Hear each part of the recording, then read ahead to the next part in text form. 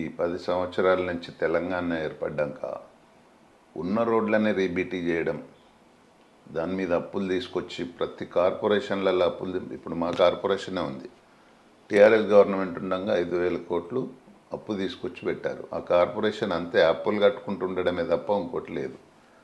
అట్లా ఉండకూడదని ముఖ్యమంత్రి రేవంత్ రెడ్డి గారు చాలా ఆలోచన చేసి ఈ రాష్ట్ర డెవలప్మెంట్ గురించి ఆలోచిస్తున్నారు. ముఖ్యంగా యామ్ రోడ్లు ఆర్ఎండ్బీలో కానీ పంచాయతీరాజ్లో కానీ ఒక 7,000 కిలోమీటర్లు పంచాయతీరాజ్లో, 5,000 కిలోమీటర్లు ఆర్ఎండ్బీలో తీసుకున్నారు. తీసుకున్నాక మళ్ళీ అందరూ ఎమ్మెల్యేలు కానీ మంత్రులు కానీ మళ్ళీ ఒకసారి ఆలోచన చేసి ఆర్ఎండ్బీలో అంటే డబుల్ రోడ్లు ఉంటే మండల హెడ్ క్వార్టర్ నుంచి జిల్లా హెడ్ క్వార్టర్కు, జిల్లా హెడ్ క్వార్టర్ నుంచి రాష్ట్ర రాజధానికి అనుసంధానం చేయడానికి 2 లైన్ల రోడ్లు ఉంటాయి, కంపల్సరీగా 4 లైన్ల రోడ్లు రావాలి. మండల్ టు జిల్లా హెడ్ క్వార్టర్కి సింగిల్ రోడ్లు ఉంటే అది డబుల్ రోడ్లు కావాలనేది ఉద్దేశం.